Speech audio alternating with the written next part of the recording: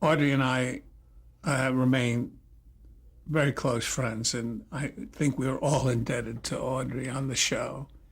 I think I know I early said that she was the monitor, and she was the mucilage, the glue. You depended on her, and her performance was so consistently good. And she also, because she was attractive, radiated hope.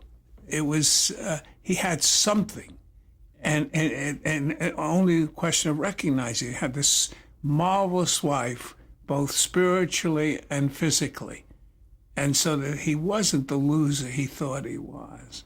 And it was only a question of time, hopefully the audience, I imagine, felt before he'd recognize this.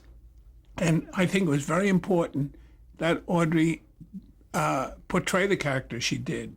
She was never critical of him if he didn't initially attack. She would never put him down gratuitously. She'd respond to his unwarranted assaults.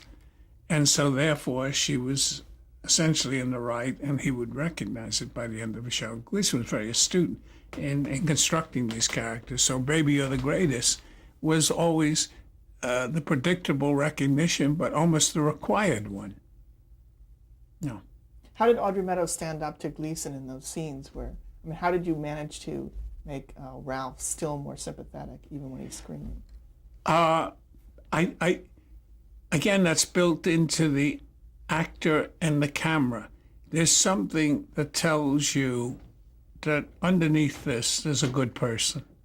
There's somebody. And then the fact that she was still there the next week, or she weathered these, or she had the retort that diminished him, or she was responsible when he would say, "I'm the king and you're nothing," and those, "I wear the pants around this house, and your pants would fit around this house." Yes, there was always that marvelous response, and the audience therefore made it permissible for him to berate her because they wanted to hear the retaliation, the next punchline.